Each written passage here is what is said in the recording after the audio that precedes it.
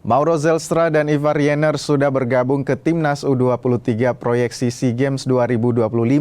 Kini tinggal tunggu restu klub Marcelino Ferdinand. Garuda Muda sebelumnya kekurangan sosok pengendali di lapangan tengah dan ujung tombak.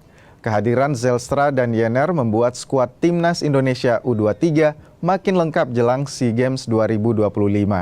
Jenner setidaknya bisa menjadi alternatif hingga pilihan utama meski posisi utamanya gelandang bertahan.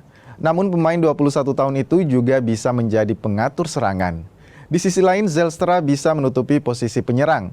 Musim ini Zelstra masuk skuad utama FC Volendam dan sesekali memperkuat klubnya di level U21.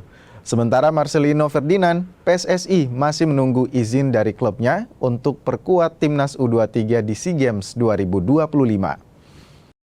Jadi sesuai surat kami, PSSI berkirim surat ke klub masing-masing, mulai dari klubnya Ivar dan seterusnya yang di luar, kami menginginkan mereka ini bisa bersama-sama sampai dengan nanti gelaran SEA Games ya, di bulan Desember.